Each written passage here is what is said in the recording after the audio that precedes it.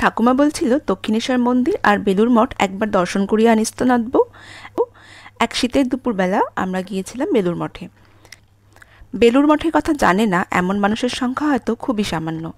কলকাতা থেকে একটু দূরেই হাওড়া জেলায় অবস্থিত এই মহান পীঠস্থান, যার কথা বললেই মনে পড়ে যায় বিবেকানন্দ, শ্রীরামকৃষ্ণ ও শ্রী মা সারদা দেবীর কথা। যদি মেট্রোয় আসতে চাও তাহলে লাস্ট মেট্রো স্টেশন দক্ষিণেশ্বর, তারপর স্কাই ওয়াক ধরে সিংহদুয়ারে আসতে হবে। এসে মা ভবতারিণী দেবী ফেরিঘাট থেকে মাত্র 5 মিনিট হাঁটা পথ। এসে ফেরিঘাটে এসে নৌকায় করে আসা যেতে পারে।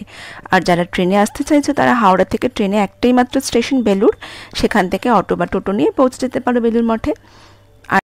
আমরা যেহেতু শীতের সময় গিয়েছিলাম তাই মঠ খুলেছিল বিকেলবেলা 3:30 থেকে, খোলা থাকবে রাত্রি 8:30 পর্যন্ত। মঠের টাইমিং হলো এপ্রিল মাস থেকে সেপ্টেম্বর মাস পর্যন্ত সকাল 6:30 থেকে বেলা 11:30, আর ওদিকে বিকেল 4টে থেকে 9টা। আবার এদিকে অক্টোবর থেকে, মানে শীতকালে অক্টোবর থেকে মার্চ মাস পর্যন্ত সকালের সময় একই থাকলেও বিকেলবেলা কিন্তু সময় একটু এগিয়ে দেওয়া হয় 3:30 থেকে রাত 8:30 পর্যন্ত।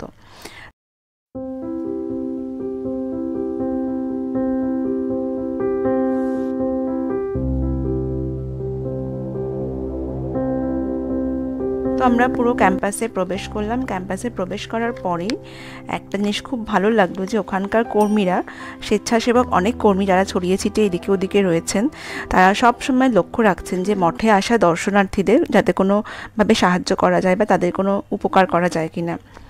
আমাদের প্রথমে যেটা চোখে পড়লো রামকৃষ্ণ মিশন সারদা পীঠের শোরুম।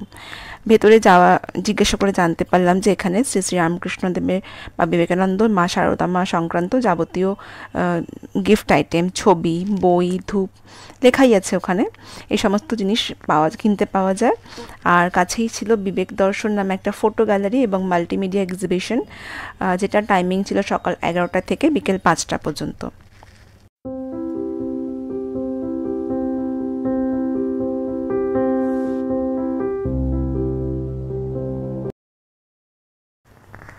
প্রতিদিন এই মঠে জাতি ধর্ম নির্বিশেষে পৃথিবীর বিভিন্ন প্রান্ত থেকে মানুষের সমাগম ঘটে। ভিতরে অদ্ভুত সুন্দর শান্ত পরিবেশ। মন্দিরের পাশে গঙ্গা বয়ে চলেছে, পাশেই রয়েছে স্বামী বিবেকানন্দ মন্দির। ভাবতেই অবাক লাগবে যে এখানে একসময় স্বামীজি বসতেন, শিষ্যদের সাথে আলোচনা করতেন।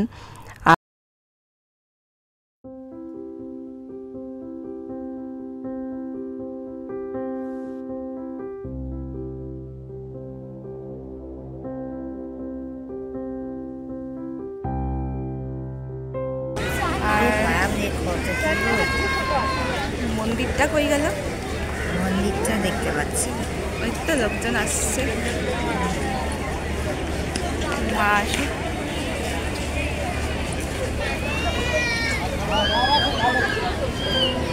আসো।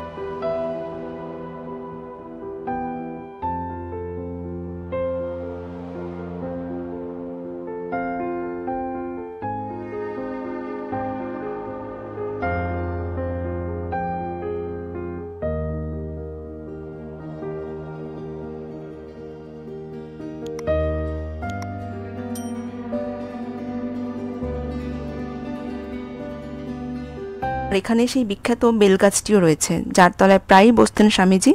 একটু এগিয়ে গিয়ে দেখা যাবে সমাধিপীঠ। এখানে সন্ন্যাসীদের দেহ সমাধিস্থ করা আছে।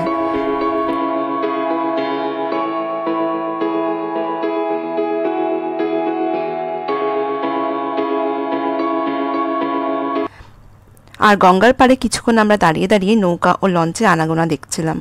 গঙ্গার ঠান্ডা হাওয়ায় মন জুড়িয়ে যাচ্ছিল। গঙ্গা এখানে ভীষণ সুন্দর, মন শান্ত হয়ে যায়। আর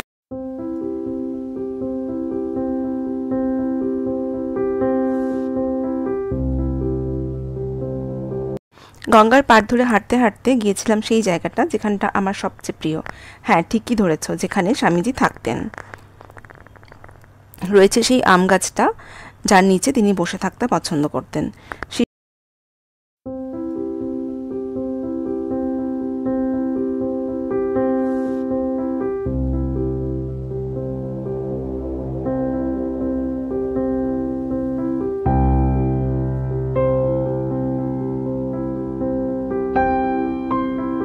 শিষ্যরা যেখানে ধ্যান করতেন সেই জায়গাটাও সুন্দর করে সংরক্ষণ করে রাখা আছে। যেই ঘরে তিনি সমাধি লাভ করেছিলেন সেখানে স্বচক্ষে গিয়ে দেখে আসতে হবে, কারণ ওখানে ফটোগ্রাফি অ্যালাউড নয়।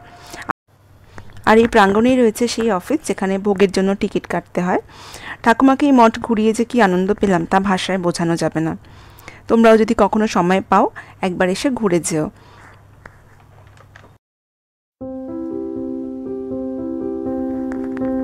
আজকে ভিডিও কেমন লাগলো কমেন্ট করে অবশ্যই জানাবে। দেখা হচ্ছে আরও একটা ব্লগে। টিল দেন ভালো থাকবে, হ্যাপি থাকবে। Thanks for watching.